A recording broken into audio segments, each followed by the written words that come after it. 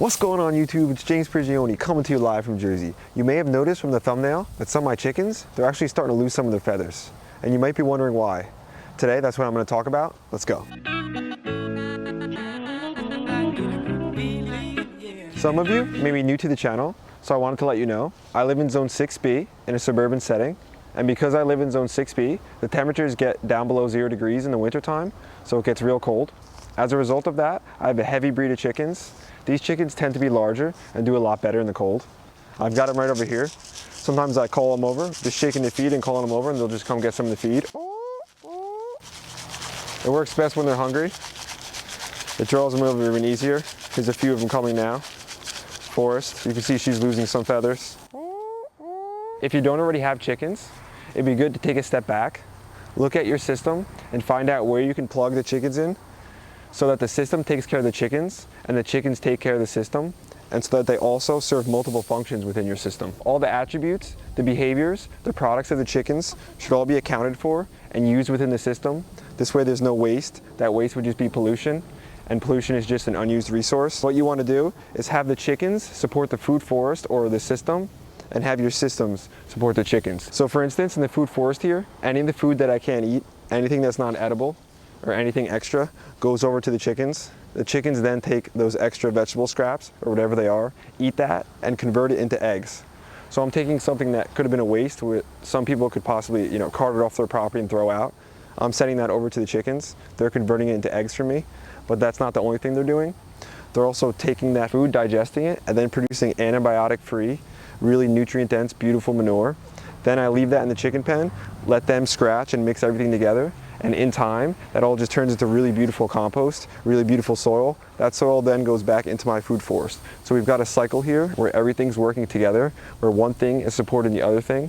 Everything is working in harmony. We don't have any waste, and I'm not doing as much work. If you're brand new to chickens, they're basically two categories. They're layers and meat birds. It's as simple as it sounds. The layers are bred for laying eggs, and the meat birds are bred for the production of meat. Some layers are also good meat birds, like these ones I have here. I've got 5 chickens in total, 3 different varieties, 2 black Australorp. I'll introduce you to a couple of them. First off, we have Sapphire. She's one of my best diggers, a great forager too. She's always scratching and really good at feeding herself. Overall, just a really easy chicken to take care of. Then next we have her sister, Tom. I call her Tommy Girl. Since she's been young, she actually has had an eye problem, and it's been since she was just a little hen. And it's kind of sad, but overall I really don't feel that bad for her, because she lives a great life here. Her sisters don't pick on her, and I know that anywhere else she just wouldn't have survived. Then there's Percy. She's one of my favorites. I just hold her so close to my heart. I don't know why, but she's just the sweetest chicken. She's a buff Orpington, really docile, great layer, and just, again, overall easy to manage, kind of like Sapphire. I also have 2 Rhode Island Reds. Here's Forrest.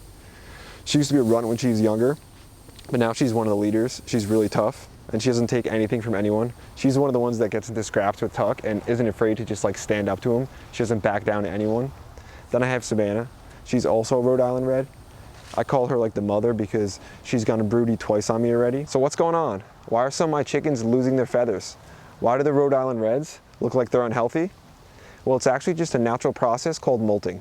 In this process, the chickens are pushing out their old, dull feathers and bringing in nice, new, fresh ones. This way in spring, they'll look beautiful, and the process is similar to when you're younger and you have your baby teeth, and as you age, your adult teeth come and push those out. So for the chickens, this process can be quite painful, and they may be a little standoffish.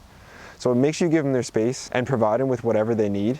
And don't try to pick them up or anything, because they can be really sore at this time. Mature chickens, whether it's a hen or a rooster, will typically molt once to twice a year, and this molting process on average lasts about 2 to 4 months, but sometimes it can take much longer. There are 3 main reasons or causes that induce molting.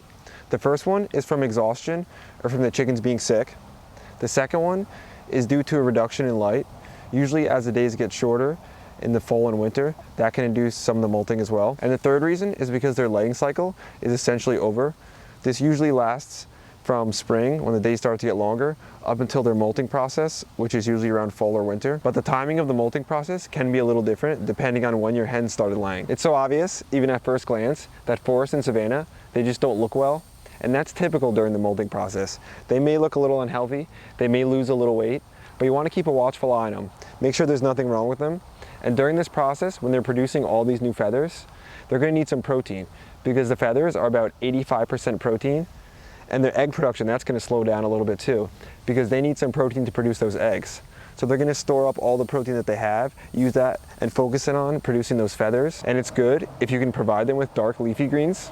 My chickens eat a lot of grass if they're free ranging out. And you might be skeptical getting protein from greens and grass, but take a look at something like a cow. That's where it gets all of its protein. But you can just go to the store if you want and get them an organic feed that's high in protein. There are some designed for the feather production. This way they always have something. Here the chickens eat a lot of insects, a lot of greens, but I always have some extra feed on the side. Just if they really feel like they need it, they can go to it. They don't always eat it because they'd rather free range for the stuff they can get, but I like to give them the option. The combs of the chicken during this process may appear a little smaller and a little more dull in color, and that's natural as well. But I like to just give them a little bit of oyster shells just to make sure they're getting enough calcium. Because sometimes if your chickens, if they lose a little color in their comb and it's not really red, that could be due to a lack of calcium. The molting process may be a little different dependent upon the chicken. There's a hard molt, and that's where the chicken loses almost all their feathers at once, and the feathers come back real slowly. And there's a soft molt. That's when they gradually lose their feathers and they come back gradually. And just dependent upon the chicken, it may be a little different. You can see Percy back here, how much more beautiful she looks. They're healthy, even Sapphire, they're really healthy. They might not look healthy, but that's just because it's the two Rhode Island Reds in the back. They're just molting, that's the only reason they look like that. During this molting process, the chicken will lose the feathers by their neck and head first, and also by their primary wings. Those will be the first ones to go. So again, make sure when you're handling the chickens, you're gentle with them because they can be really sore. You don't really want to pick them up or anything. They can be a little standoffish. So I really don't want to hurt her. I can notice here too, Savannah, she looks a little light. And again, that's just part of the natural process of the molting. So I want to make sure I can provide her with anything she needs and just kind of be there for her. You'll notice in the location where the chickens are losing their feathers, there's these white, clear little things, and those are called pin feathers. Those are holding those new feathers in until they get pushed out.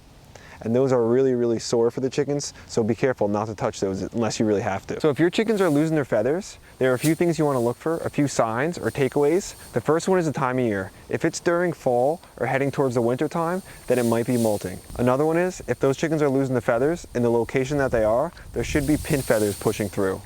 And the third one is the location. Those chickens should be losing the feathers around their neck and around their primary wings first. And that'll be a really good sign to let you know whether or not the molting process is actually going on. Right now, I only have 5 chickens, but in the spring, I plan on getting a few more, especially because I'm expanding the food forest. And I've got a series going on, so check that out if you missed it. But I just wanted to say before I head out, I want to give a thank you and a shout out to Pacific Permaculture. Thanks for watching, thanks for your support, thanks for your encouragement, it means a lot to me. And to everyone else, hit the subscribe button, share the video. Thanks for watching, see you in the next one.